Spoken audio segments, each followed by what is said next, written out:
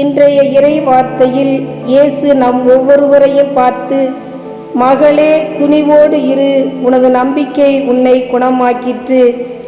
மகளே துணிவோடு இரு, உனது நம்பிக்கை உன்னை குணமாக்கிற்று. மத்தேயு எழுதிய நற்செய்தி 9ஆம் அதிகாரம் இறை சொற்றொடர்கள் 18 முதல் 26 முடிய.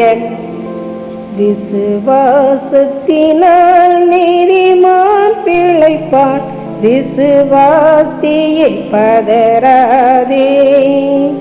விசுவாசத்தினால் நீதிமான் பிழைப்பான், விசுவாசியை பதறாதே. கலங்காதே திகையாதே விசுவாசியே, கல்வாரி நாயகன் கைவிடாரே. விசுவாசத்தினால் நீதிமான் பிழைப்பான், விசுவாசியே பதறாதே. இயேசுவே, நீ தொட்டால் போதும் என் உடல் எல்லாம் அற்புதம் காணும். இயேசுவின் தொடுதலில் இரு உள்ளங்கள் மாற்றம் பெறுகின்றன. இயேசுவை பின்பற்றி சென்றனர் அநேகர். இயேசுவோடு இணைந்தே நடந்தனர். இயேசுவோடு உறவாடி உணவுண்டு இயேசுவோடு வாழ்ந்தனர். ஆனால் இயேசுவின் தொடுதலில் கண்ட இறை அருளின் அற்புதம் அவர்களுக்கு கிடைக்கவில்லை. 12 ஆண்டுகளாய் பார்க்காத மருத்துவர் இல்லை, புசிக்காத மருந்துகளும் இல்லை.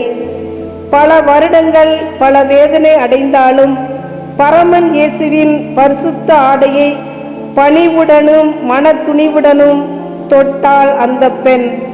பரமனின் அருள் அவள் உடலில் பட்டு பாமர பெண் பரிசுத்தம் ஆனாள்.